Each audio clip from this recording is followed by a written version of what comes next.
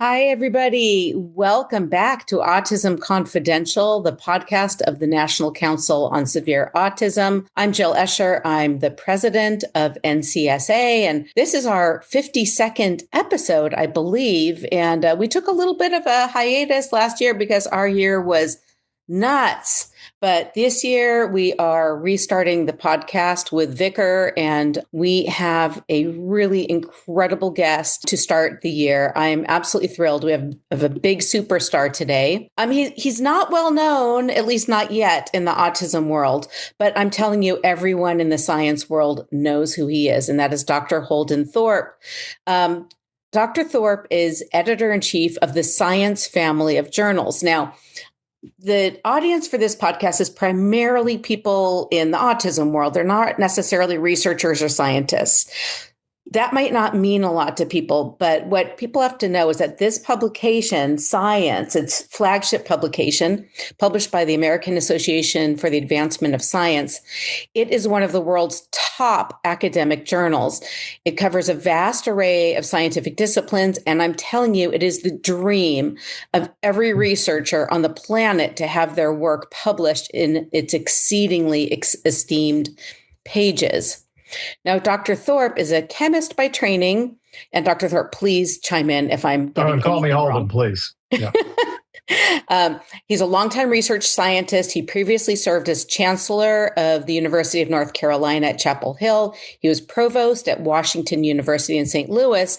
And when he was in his 50s, in 2016, when he was at Washington U, a psychologist who was evaluating senior personnel there told him he had autism. And Dr. Thorp told the Wall Street Journal that a lot of things came together for him at once. And this ranged from his habit of staring at the wall when people were talking to him, to student evaluations that said he was a great teacher, but very monotone. So Dr. Thorp, welcome. I'm really excited to talk to somebody who is just so pivotal in the field of science and who has now a great interest in autism. Thank you for coming. Great to be with you, Jill. So I thought we'd start. Maybe you could tell people more about your background and your autism story. Obviously, NCSA represents one end of the spectrum, where severe autism. You are another place in the autism world. Tell us your story. Tell us, if you don't mind, how autism kind of, how it made sense for you, how the diagnosis came about. Yeah, I'd love to. Thanks for giving me the chance, because the more I've gotten into this, the more I value the opportunity to talk to people who have lots of different views about what's going on and know different things in the autism world. I'm not a geneticist who studies autism or a social psychologist who knows about it. I'm an inorganic chemist. So everything I know about autism, I learned from asking somebody else or reading their papers. But yeah, I was a normal kind of nerdy kid growing up. I was the first person to solve the Rubik's Cube on national television. I have one right here, in 1981. So, a white, cisgendered, nerdy kid who did the Rubik's Cube and was a musician. And I grew up in the theater. Like, you couldn't have a more kind of stereotypical, what was then called Asperger's profile than I have. With a lot of, social challenges, but not anything that was messing me up. And in the 1960s, I wouldn't have been diagnosed anyway. And looking back on it, I think it's probably for the best that I wasn't. That's a fun thing to debate with people, but not everybody agrees with me when I say that, but that's my experience. And I went into science, which is another place with a lot of people like me. And I didn't ever really notice having any social challenges or anything. Now, looking back on it, my friends are like, "Oh yeah, well, we could have told you this." But it wasn't really until I was the chancellor of a whole university of tens of thousands of people, where I had to do things like go to very long cocktail parties with lots of people and go to football games where there were 60,000 people, and everybody was watching me on TV and, looking at my mannerisms all the time and all that kind of thing, that I started noticing that social things were harder for me than they were for people. But, I found ways to cope with it. I used to just run in the bathroom when I got overwhelmed. And was always excited to get home from these things so that I could recharge. I struggled with things like ending conversations. There were always a long line of people to talk to me. That's always true when you're a public figure and have a job like that. But I had a particularly hard time getting to the next person because, folks on my end of the spectrum have a hard time doing things like ending conversations and knowing when we're supposed to and stuff like that. And I had a very important and formative experience with autism during my time at Carolina, in addition to my own experiences. And that is, you probably know, UNC is home to two really important autism programs. One is Joe Piven's scientific work. He's one of the best. I think I may not be completely. He's a objective. neuroscientist, right? He's a neuroscientist who studies autism genetics. And then it's also home to the TEACH program, which is very much on the behavioral social side. I knew nothing about autism, but the dean of the medical school decided that it would be a good idea to try to put these two things together. And I didn't know any better. So I said, sure, they're both autism. What do I know?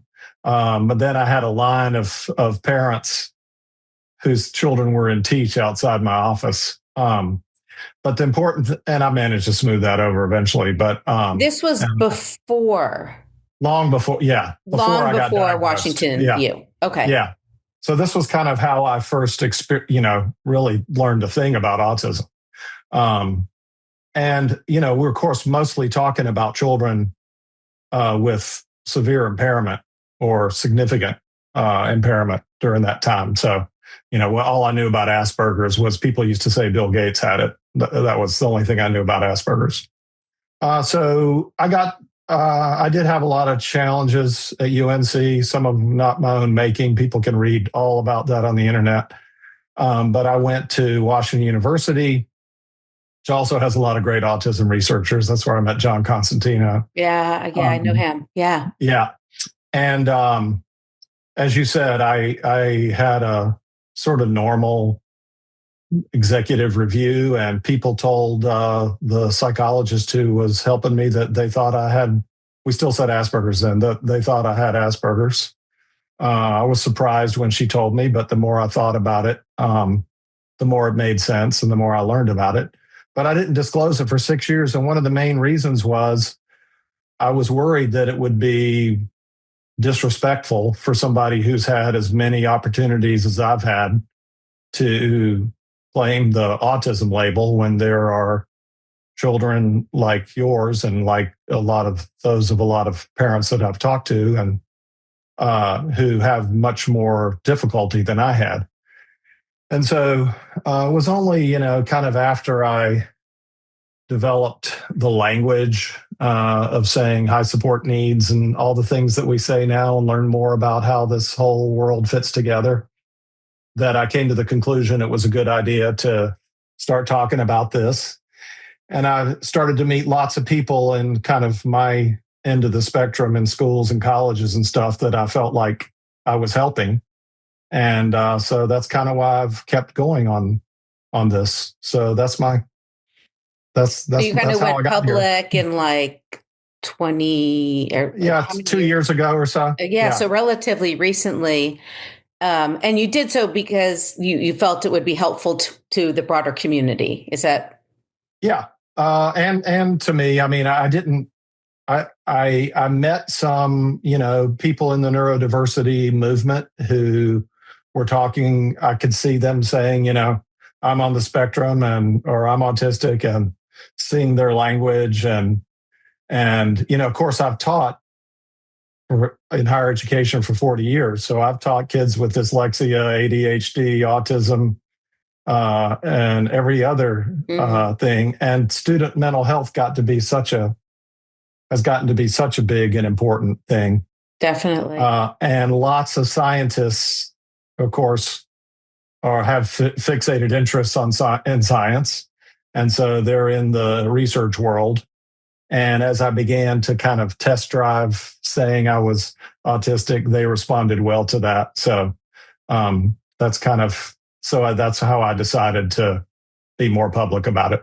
Got it. Thank you so much for sharing your story. It's super interesting, and the fact that you are one of the most scientifically knowledgeable people on the planet. So, one thing you guys have to know about the journal Science and the other journals that fall under the AAAS.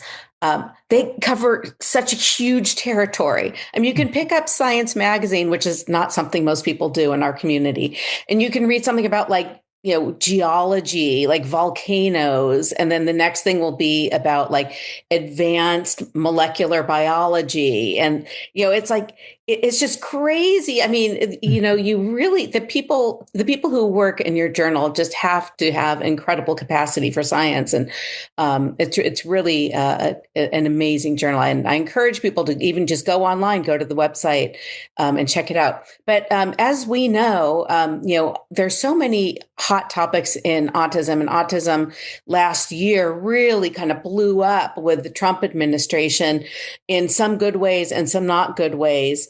So I want to talk about some of these hot topics, but I think the first one to talk about, because I think that's what people will be thinking about when they hear your story, is about the diagnostic scheme and about the DSM-5, because the DSM-5, which kind of put Asperger's, right? You would have been previously Asperger's, but now you're ASD level 1, right? Mm-hmm. Whereas yes. Like my kids are ASD level 3 under, the current DSM. If you were able to invent, a diagnostic scheme that you think would be most clinically useful and scientifically honest, like, what would you do? Would you stick with the current DSM, or would you rewrite it? Yeah, well, I'm writing a book about this where I interview a lot of people, so I'm usually asking them that question. Oh, so to me, in my way of thinking, I'm autistic, so I take things very, very literally, and so to me, two things are very much true. One is that there are multiple biological differences between different presentations of autism. Depending on how deep you go into it, I'm in the common variant world, and people with more impairment might be have de novo mutations, and we can look at all kinds of things, and everybody's talking about Olga Troyanska's paper with the 4 kinds of autism, and maybe there's 2 kinds, and but one thing's for sure, biologically, in terms of eye tracking and brain imaging and all that, we can see differences across the spectrum, right? But we can also see similarities. The fixated interests that I have are related to the repetitive behaviors and other fixations that people who have severe autism have. So my first thing that I would say is I'm not hung up on any of these things. If people still say I have Asperger's, that's okay. If PDD-NOS, that I know what that means. That's a speech delay for people who can do a lot of other things. These are pretty useful labels. But I also think that depending on where you are or where your child is, that you ought to have some agency as to how this is described. So in terms of whether to carve off profound autism or not, it wouldn't change my life any. In fact, it'd make it a lot easier, because I could spend less time saying high support needs and going through, all my caveats.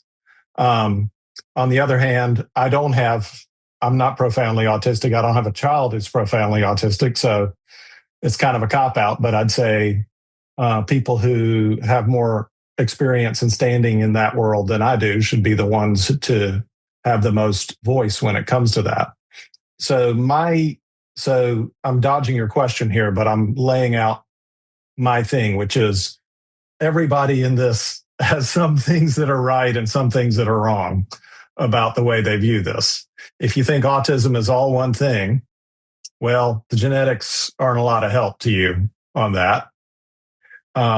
If you think autism is a bunch of different things and that there's absolutely nothing in common with me and somebody who's severely autistic, well, that's not true either. And in fact, we may even find one day that there's something specific about our neurons that are encoded by lots of these different variants. So there's no simple answer to this. And I think if we changed it, it wouldn't stop us from arguing because people would still disagree about all this. But I guess if it was up to me, I would have simpler ways to describe a few of the different presentations. So severe autism doesn't bother me as a label. There's parents of severe autistic children who don't like that label. So I think they deserve to have a voice in this. But calling it something like that or severe or profound autism doesn't bug me. And I don't mind when people say I have Asperger's. Because such a divisive thing, we don't even agree about whether Asperger was a good person or a bad person, or whether Connor was good or bad. I know. The land so of 5,000 controversies. Right. It's like once I landed, the rabbit hole into the autism world, I'm like, landmine. It just doesn't end. It's quite something. So I get frustrated though, with everybody who doesn't want to figure out a way to cooperate so that we can all get support to as many people as needed. That's how I see it. I have the ultimate respect for you and the fact that you have to take care of children with such high support needs. And I don't have any standing to tell you what that's like. On the other hand, I think people who have what I have something that's real and deserve the ability to get support also. So what I write about and talk about to people on my end of the spectrum is, here's all the things we can do. Here's all the things we need. And don't forget, you're only one mutation away from a much worse situation than the one that you're in. And we all should be grateful for that. And most of the people in the neurodiversity world agree with that. Now, they may not say that when they're on TikTok, but they say that when they're talking to me. And so I guess I tend to be more optimistic about the extent to which in the non-public part, like in the real part with the real folks, there's actually a lot more agreement about this than there is in the kind of performative part that tends to play out on social media. The stuff on social media, I just stopped watching it for my own mental health because they talked about something that wasn't at all my children. They were talking about an autism that seemed to have no overlap at all with my children, and they seemed to have no respect for my children's realities. And so I just kind of turned it off because there's only so many hours in the day, and I don't really contend with that part of the world that much anymore. But I'm like you. I'm like, at the end of the day, diagnostic labels, psychiatric labels exist for a pragmatic purpose, and that is to tie somebody's clinical presentation with, the interventions and the supports and the recognition they need. Right? So, like, it wouldn't help if you diagnosed my daughter with schizophrenia. That wouldn't help her because all the things that apply to schizophrenia don't apply to her. So having the right label will help guide the clinician, will help guide the social services. And I'm like you. I don't care if you call it blah, blah, purple, pink disorder. I don't care what you call it. It's just about getting to enough level of refinement that it's meaningful and clinically useful. But let's move on from diagnostic labels. there's some of the big debates right now, apart from science funding and where all of our federal research dollars is going to go, which hopefully we can get to. Obviously, with this administration, there's been a big focus on causation and prevalence. And, as we've seen, there's been a renewed interest, unfortunately, in my view, around the vaccine hypothesis. Now, I know that you and I kind of disagree probably about the prevalence issue. I think that the evidence is very clear that we have experienced a dramatic increase in autism prevalence across all types of autism, whether it's profound, severe, moderate, mild, however you want to define it by IQ, define it by level. It's all increased over the past about 3 or 4 decades, and increased a lot. We're talking 60 or 70 fold at least. But the kind of mantra in sort of the research world is that that's not real. What is your take on that? I know that we disagree about this, but I am curious to kind of hear you out about what your view is about the increasing prevalence of diagnosed autism. Yeah. So I guess what I see is, for example, in the recent CDC study that RFK announced at the conference, where he said other things that were way more famous than what was in that paper. If you look through there are many, many comments that say, these numbers are going up because we're doing a better job picking this up. Now, that's not me talking. That's the people, the scientists who authored that paper, who are experts in it. Now, does that mean they said that in part? They didn't say all of it. They said part of this could be explained by these non-etiological factors. But yeah. Now, does that mean that there isn't some smaller increase underneath that? I mean, I don't know. That chart that was in the New York Times about Allison Singer and Jody, that I think is the same chart that was on your website, that shows, a really big increase in overall and a maybe twofold increase or something like that in profound autism. Is that twofold increase all due to better diagnosis? I don't really know. It could be. What I think, maybe we both agree that there's some chunk of, especially in the mild autism realm, that's due to better diagnosis and to, frankly, the DSM-5 moving the goalposts so that there were more of us who picked up the autism label than had it before. Now, are we going to, I hope we'll untangle all that one day.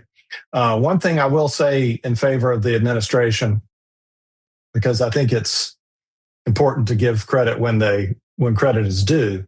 The grants that they funded, that the NIH picked, the ADSI grants. Yeah, they picked some great stuff. I mean, I'm excited to see a lot of these. Laura Klinger, who runs Teach, got one of them, and she's got a really great study. And there are a lot of really important studies that got funded there. So the overall rhetoric was kind of, No, because I don't know how much of our audience knows.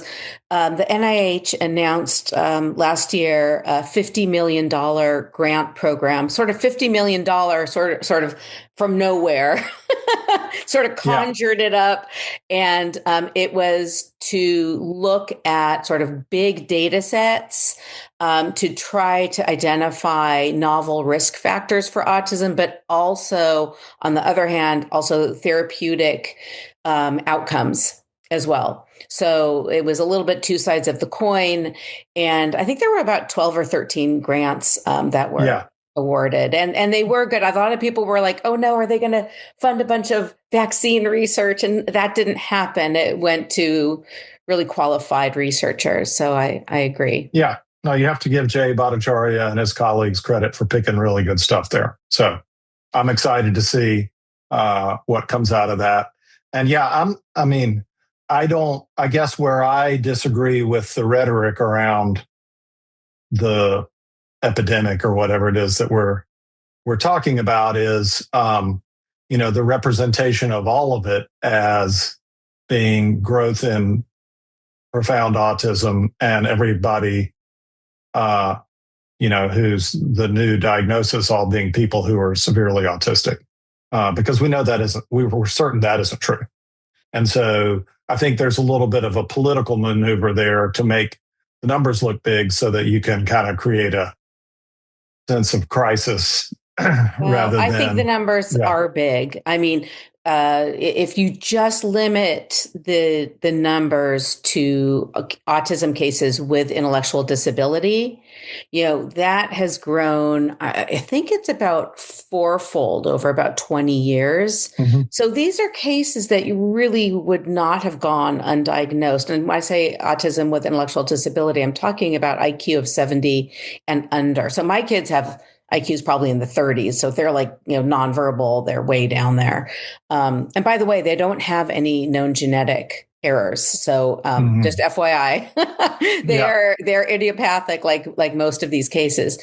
But what you see is dramatic growth, even when you're limiting the definition to a more severe presentation. So I think that's a little bit a story that sometimes the media doesn't tell, because I think it hasn't been studied very well and people don't really understand the phenomenon, and they're more inclined to kind of, wipe it away. Yeah, but hey, you mentioned that you're writing a book. I am. Do you mind sharing more about that? I'm very curious. Yeah, thanks. Well, so after I got into this, I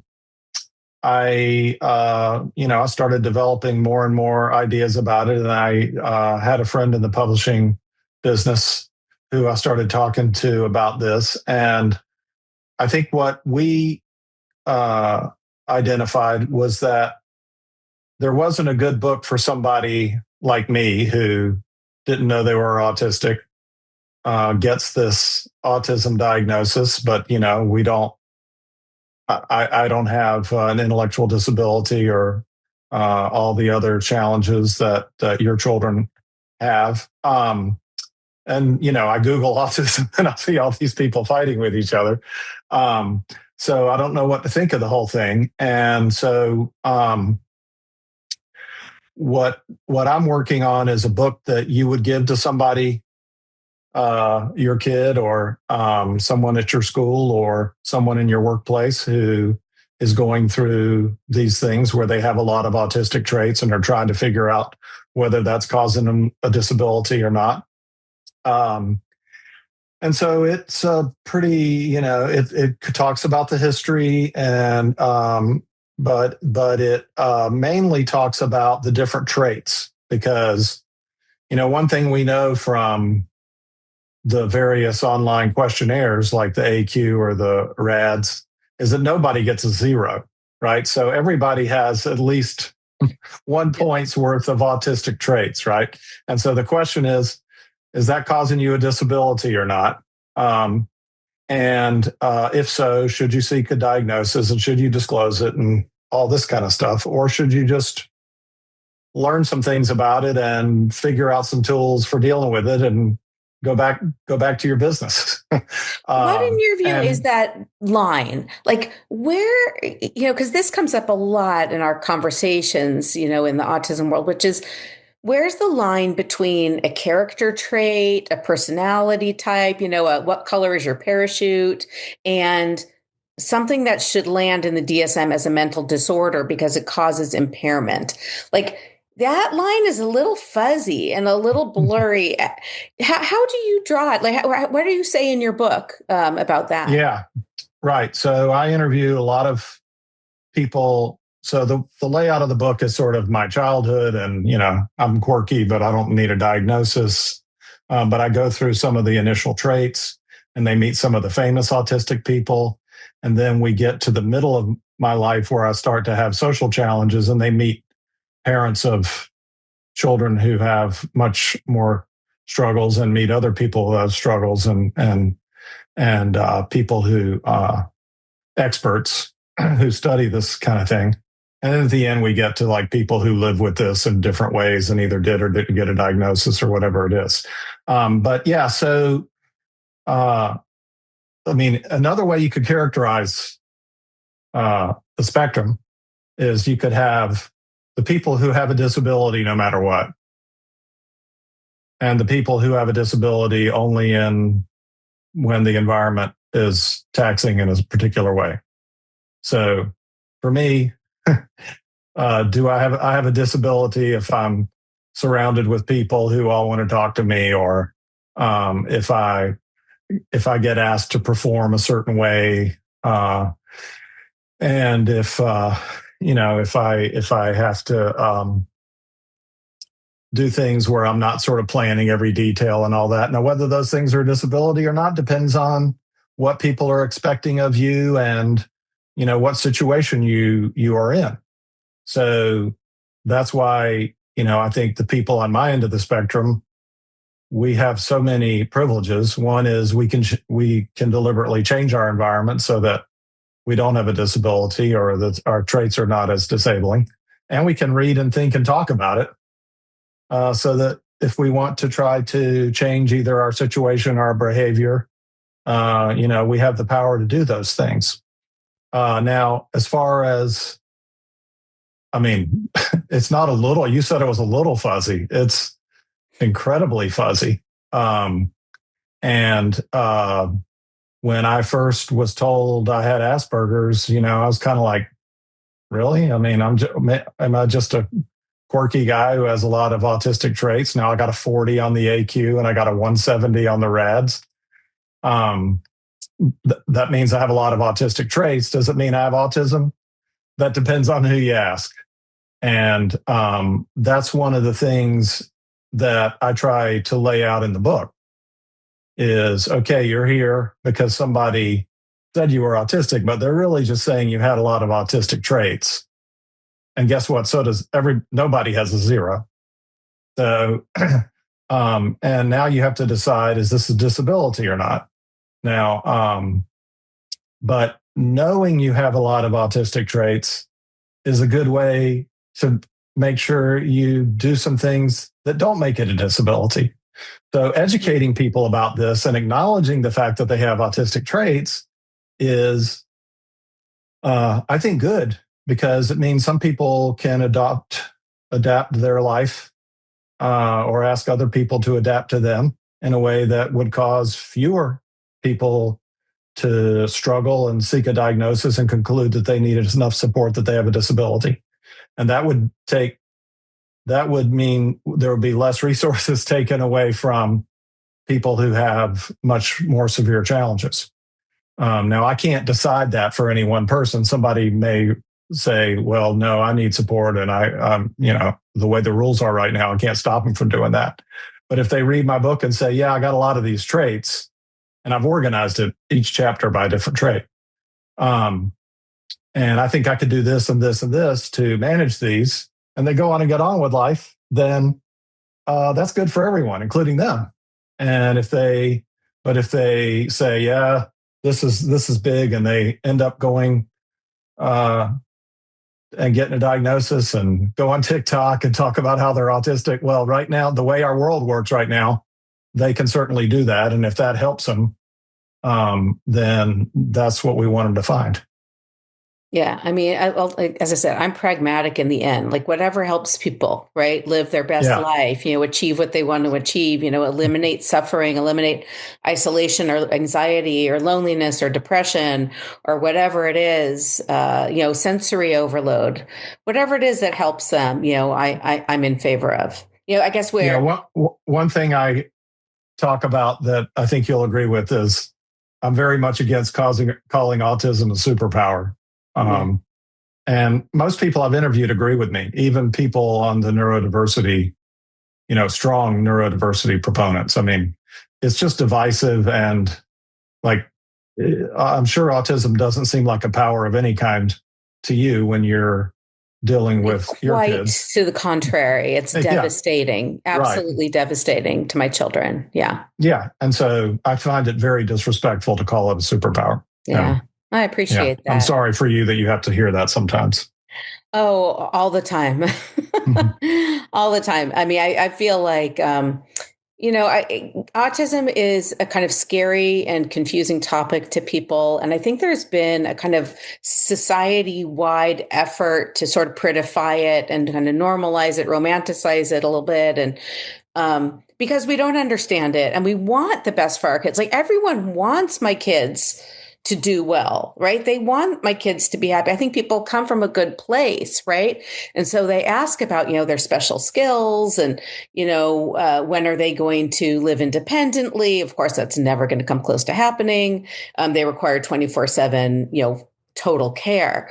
But I think people want to think it's all going to be okay. That's humans are like that. We want everything to be okay. And so we start using different language and we start looking for kind of the silver lining. And unfortunately, there's not a huge silver lining. I mean, with a lot of our kids, I mean, they just suffer straight up, debilitating neurodevelopmental abnormality. And Yeah. they can't function, and that's the bottom line for too many of us. And it's hard. One thing I really hope with this administration, if they're really serious about autism, number one, I really hope that they do find some of the environmental factors. I'm super interested in that. But secondly, a lot of our families are looking into the future and seeing a lot of bleak terrain. They just can't even imagine what's going to happen to their kids, when they die. And that's sort of that's where we, focus. Like how are we going to support these people who can't take care of themselves over the long term? And that is not something, the administration has been attending to, and something, we really want to make sure, becomes more prominent on their radar. Yeah. Yeah. I think everybody that I've interviewed, maybe they don't always do as good a job at voicing it, wants those things for the people in the high support needs world, for sure. Yeah, it's a big. When I write my book, which I don't know. I mean, I've been working on one for a while, but like, good luck. I'm slower than a tortoise. That will be one of my big themes, which is, what happens when autism parents die. It's very much unresolved, and it's not just a national phenomenon. It's really a global phenomenon that we have to work on quite a bit. We're about at the end of our time, and it was so nice to meet you, first of all, because I've known your name now for, over the last year, heard a little bit about your story, and it's just great to meet you. And I'm glad that you are telling your story. I don't know. Do you know Leland Vittert? He just I do. Yes. Yeah. Were you on his show? I haven't been on his show, but he's going to be in my book for sure. Oh, okay. He's a really great guy. I've been on his show a couple times, and he just came out with his memoir. Sounds like yours is sort of part memoir, part sort of guide, probably part science, I imagine. Yeah. Yeah. Will it come out this year? Do you have No, it'll be April 27. Okay. So we have to wait a while for this. Yeah. Okay. So I tell people it's a third memoir, a third science, and a third journalism. Okay. So it's some of it is my life story, but there's a lot of other stories of other people that are in there, including parents of kids with severe impairment. Well, we appreciate that. Thank you. Yeah. If you need any more information on that topic, you know where to go. Yeah, well, my editor says I'm already over. So. Oh, okay. Yeah. Well, then don't talk to us. But yeah, don't worry. I think I got you covered. So okay, we'll see. I trust you. You'll let me know when it comes out. Yeah. Well, thank you so much, Dr. Holden Thorp. Really, thank you for blessing NCSA with your story and your perspectives. And I hope we keep in touch. And definitely, when the book comes out, we'd love to feature it and share it with our community. Yeah, thanks. This has been great talking to you, Jill. Really appreciate it. Thank you. All right. Bye. Bye.